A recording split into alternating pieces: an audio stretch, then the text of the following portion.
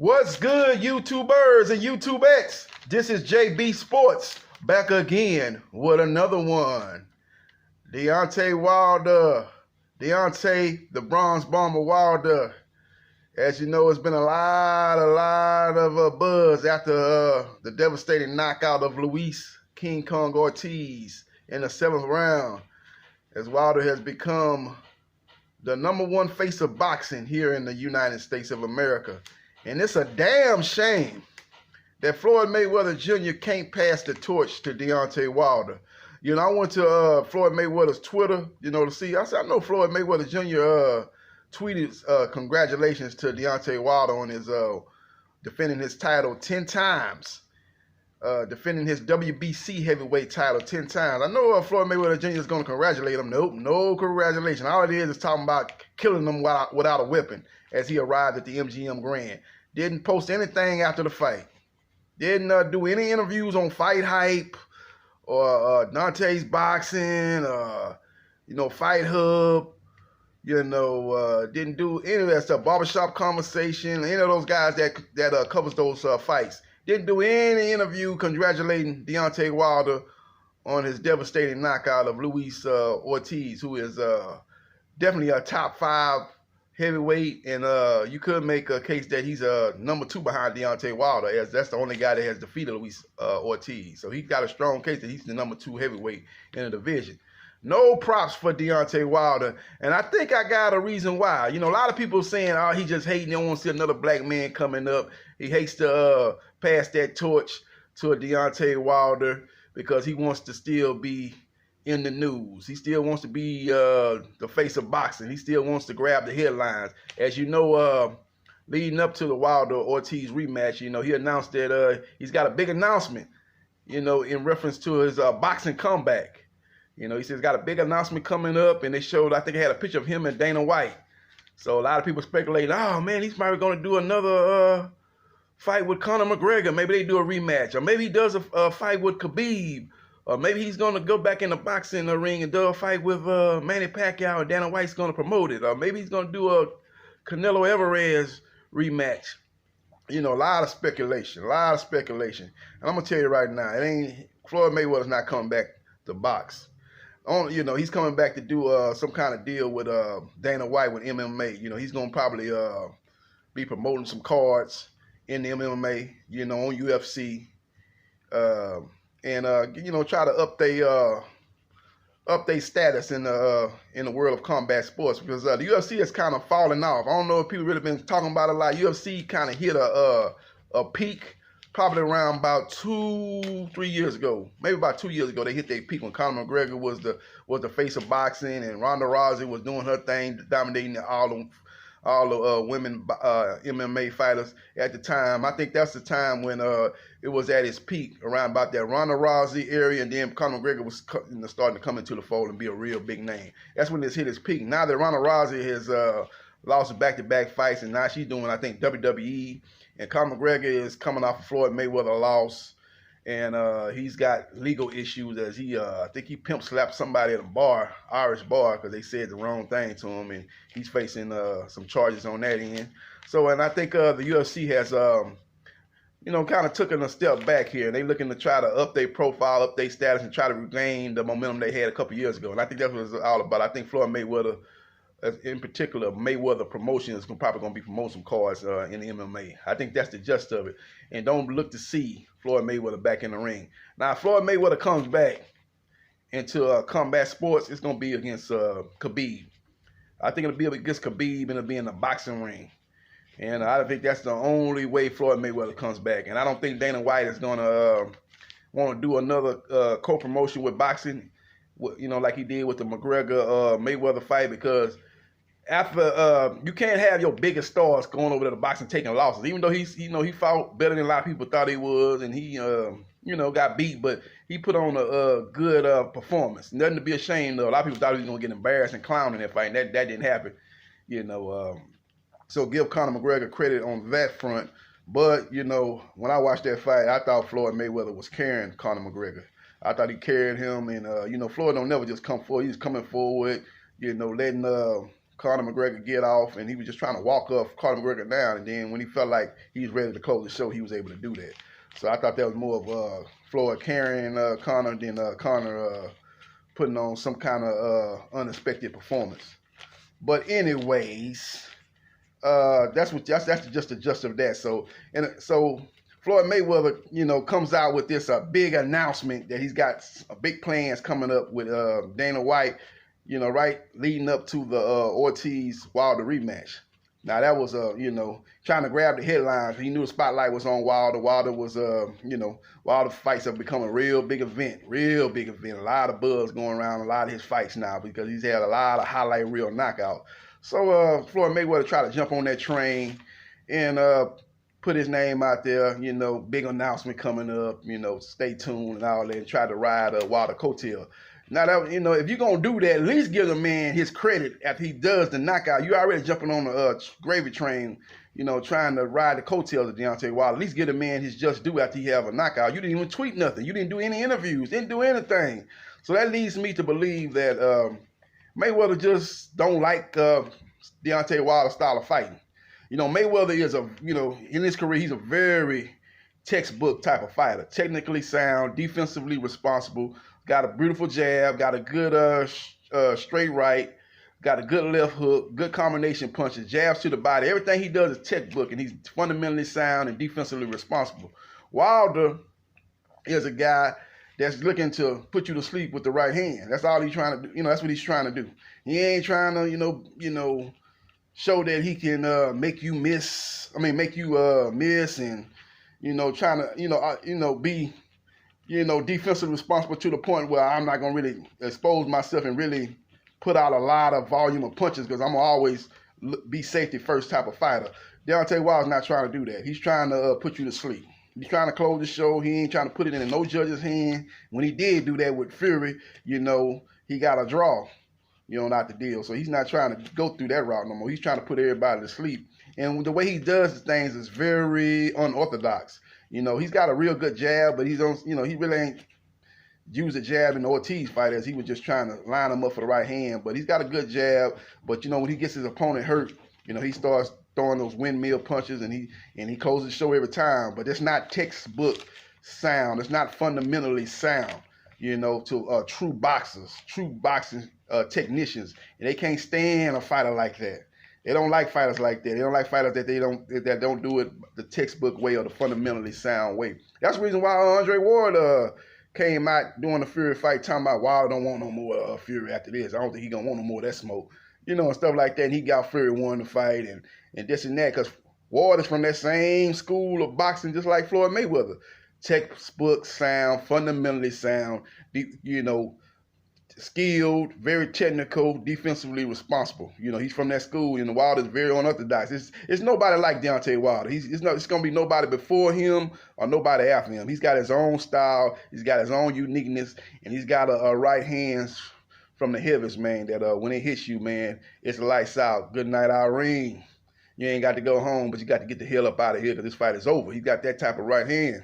And a lot of these fighters that are technically sound just don't understand that. And I think that's really the main issue Floyd Mayweather has with Deontay Wilder. That's why he don't refuse to give him credit. He probably was watching that Ortiz fight saying, man, Ortiz is winning this fight, man. Ortiz shooting the jab out, good balance, good footwork, hitting him with the straight left. Wilder comes with the straight right. Ortiz is blocking it. Ortiz is circling to his right to take away Wilder's right hand. And stuff like that, man, fighting a beautiful fight, keeping the fight in the middle of the ring, and that's the type of fighter that Floyd Mayweather likes. He gives that type of fighter a lot of credit. He probably, even though Ortiz got put to sleep, he probably still in his mind, felt that Ortiz is probably a better fighter than Wilder. He probably said, man, Ortiz is more technically sound. He's got a better footwork, better defense, and he's just a more technically and more fundamentally sound fighter than Wilder. Wilder just was looking for the one shot. He got it, and he knocked him out.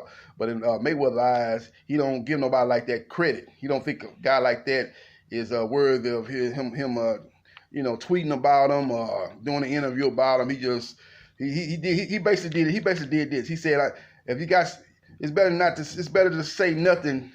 If you got something bad to say, it's better not to say nothing. It's better to say nothing. You know, if you ain't got nothing good to say, keep your mouth shut. One of them type of things. I don't think he had anything good to say about Wilder's performance. That's why he didn't say anything.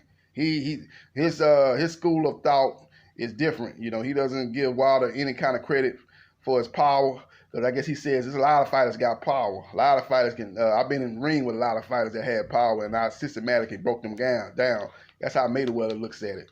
But he doesn't realize that Wilder is knocking out elite level fighters. Let's talk about Triple G. Triple G was knocking out a whole lot of people. Devastating body puncher, devastating power in both hands. You know, devastating powers up, you know, to the head too. Triple G had the whole total package. But when he started stepping up in competition, that started with the Jacobs fight. The knockout stopped happening. He dropped Jacobs, and that was more of Jacobs being off balance but he wasn't able to knock out Danny Jacobs. Then he fought Canelo for 24 rounds, 2 fights. Couldn't knock out Canelo Alvarez. Got in there with Derevchenko, another guy that's highly skilled, very technical, a guy that's elite level middleweight. Couldn't knock him out. So that's what happens, man. Let's look at Keith one-time Thurman, KO for life, one time in the house.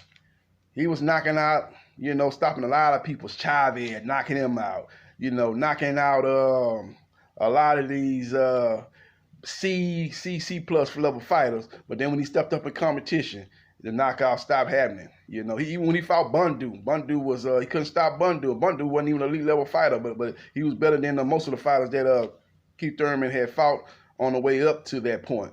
You know, he fought Sean Porter in a Fight of the Year candidate. Couldn't knock out Sean Porter. Fought Jose Cito Lopez. These are guys of, you know, above average to elite level fighters. Couldn't knock them out. Couldn't knock out Lopez. You know what I'm saying? So that's the difference between him and Deontay Wilder. Deontay Wilder's fighting elite level fighters, and he's knocking them guys out. That's the difference between him and a Triple G and a Keith Thurman and fighters that were knocking out certain level of fighters, but then when they stepped up to the higher level of fighting, wasn't getting the same results that they was when they fighting guys on a secondary level. So that's the difference between Deontay Wilder. Knocks out Luis Ortiz twice. Luis Ortiz is a top 5 heavyweight, arguably a top 2 heavyweight. Then he knocks out Fury in the 12th round. Jack Reach, for some reason, want to count when a man's eyes rolls in the back of his head. He wants to count, give Fury credit for waking up from the dead like the Undertaker and was able to get back up on his feet and finish that fight out. But Wilder is knocking out elite level fighters, and that's the difference. So it's time for Floyd Mayweather Jr. to give him his credit and pass that torch. Now, Floyd Mayweather Sr. made some interesting comments after the fight, too. They asked him to compare Wilder's power to some of the past great knockout artists in the heavyweight division. They mentioned the reporter mentioned George Foreman and Ernest Shavers. And Mayweather Sr. said, nah, Deontay Wilder not on their level. Deontay Wilder ain't on their level as far as knockout artists. You can't compare him to Ernest Shavers or George Foreman. He ain't them. That's what he said. He ain't none of them. He ain't now one of them as far as knockout artists. So let's look at the stats. Let's look at the actual stats. Let's look at the actual what each fighter actually did.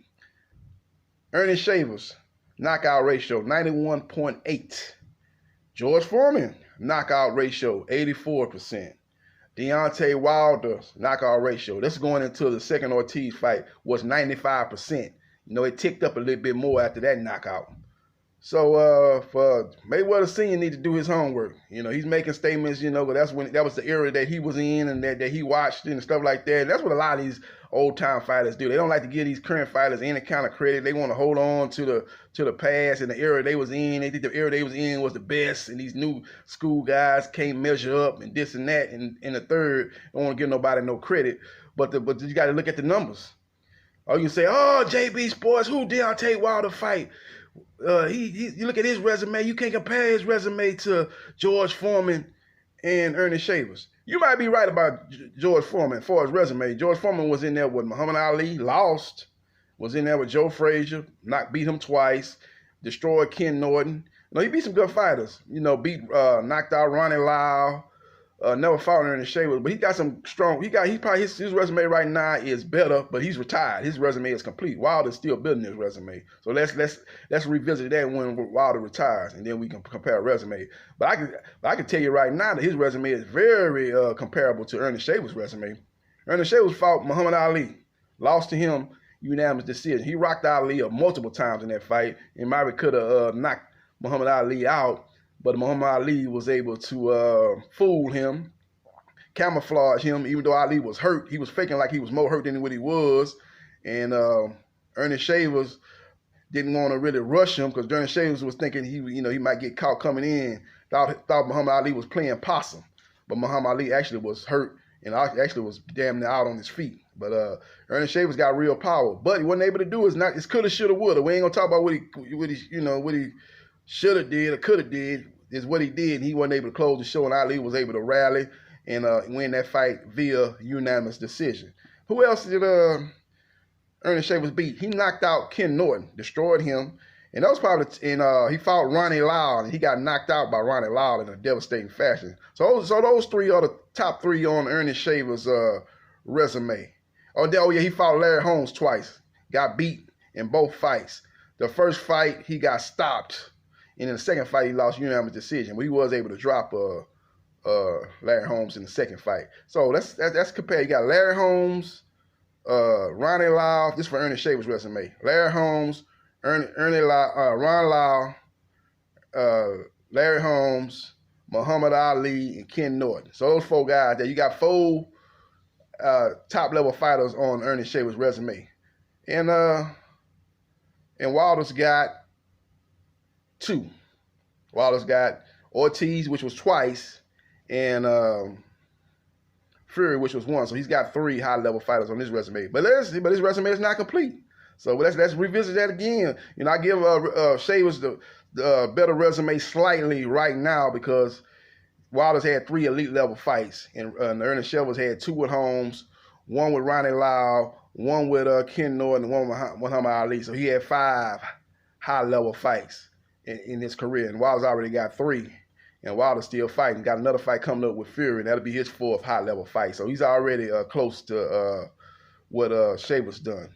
But but truth be told, Wilder has a higher knockout ratio than both of those guys.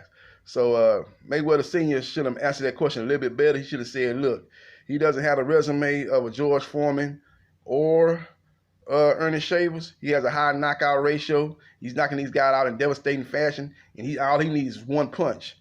George Foreman needed more than one punch to knock out a lot of these guys. They didn't have the one punch knockout power over Deontay Wilder. But as far as knockout artists, they've been in there with better competition, but their career is complete. Let's see what Wilder, when he's all said and done, what his resume shows. It's kind of unfair to compare guys that's already retired and a guy that's in the process of building his resume up right now. So we'll see what happens on that. But the bottom line is Deontay Wilder has a higher knockout ratio than Ernest Shavers and George Foreman. And by the way, just to let you guys know, the highest knockout ratio in boxing history at 100% is by the late great Edwin Valero, who's got 100% knockout ratio. So he's according to the stats, he's the greatest knockout artist in the history of boxing. But even Valero, he didn't have one hit or quitter power like Deontay Wilder. He was a guy that put punches together and was able to knock guys out. But he had power with one punch, but to get guys out of there altogether, he needed more than one punch to get those guys out of there. So shout out to the late, great Edwin Valero. But that's just my opinion on the situation, man. Floyd Mayweather Jr. passed that torch to Deontay the Bronze Bomber Wilder, man. He's a very charismatic person, just like Floyd Mayweather Jr. is. Does a good job of promoting the fight. His press conferences are epic, as he does a lot of great self-promotion. He does a good job of promoting the fight, getting everybody excited, creating a lot of buzz. Great self-promoter, just like Floyd Mayweather Jr. is.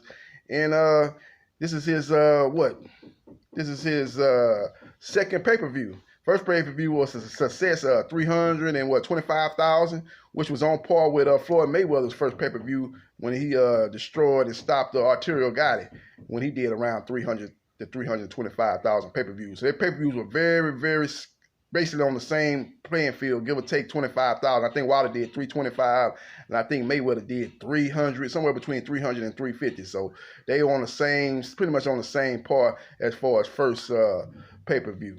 So let's see what he does with the Ortiz pay-per-view. See what those numbers come out. We compare that pay-per-view to Floyd Mayweather's second pay-per-view, which I think was against Zab Judah. Zab Judah was Floyd Mayweather's second pay-per-view. And that was fight had a lot of buzz. 2 African American, 2 black fighters getting together on a big pay-per-view, which was it's kind of rare back then. You usually have to be a African American fighter and a Hispanic fighter fighting a lot of times for it to be on pay-per-view. Not too many back at that time, back around, was it the early 2000s, back at that time. But now you see a little bit more. You had Mayweather and Sugar Shane Mosley did a huge pay-per-view. We just did a pay-per-view, 2 or 3 months ago with Errol Spence and Sean Porter. So you're seeing more fights featuring black fighters on pay-per-view. But back then when Floyd and Zab did it, it wasn't a lot of, black fighters doing pay-per-views fighting each other at that time. It was, like I said, that's the time where Oscar De La Hoya was the pay-per-view king, and he was fighting guys like Ike Cortez, Tito Trinidad, who else he was doing? Fighting Julio Cesar Chavez Sr. Doing those videos, during those times when he was a pay-per-view king. So it was a point. That's what made that fight very interesting, man. And I actually watched that fight in the club, the Mayweather Zab Judah fight, man. That fight was in the club, man. Everybody got there early to watch the fight.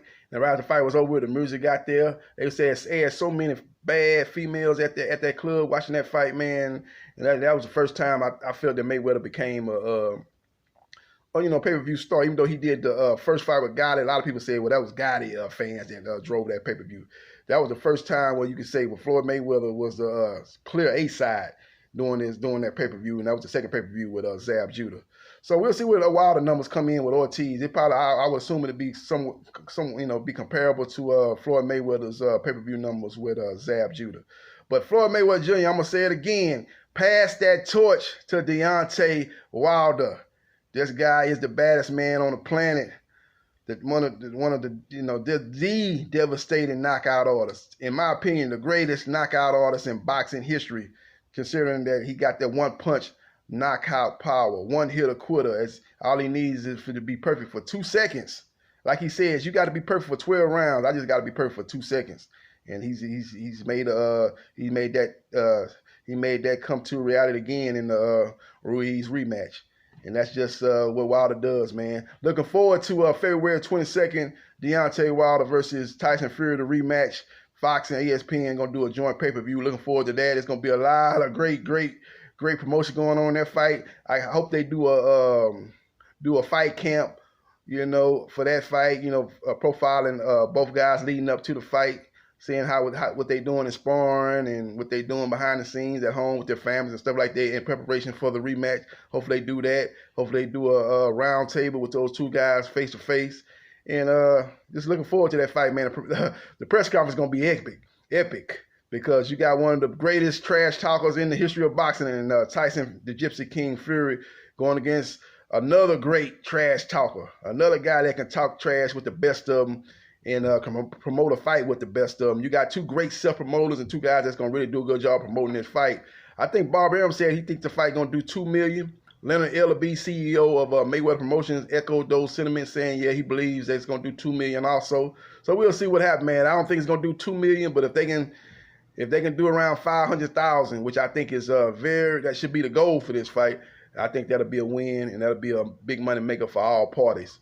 So we'll see what happens, what transpires in coming days and coming weeks to officially announce that fight and announce the press conference. And maybe they do a 3-city tour for that fight. Maybe they do a press conference in the UK, and they do another one in New York, and maybe do another one in LA, which is going to be epic, which is going to give that fight a lot of hype and a lot of buzz. So we'll see what happens, man. But this is JB Sports. Wait a minute, before I say that, if you agree with what I'm saying, leave your comments in the comments section. Follow me on Twitter, JB Sports. No, follow me on Instagram, JBsports 713. Follow me on Twitter, JBsports the Man. And leave your comments in your comment section.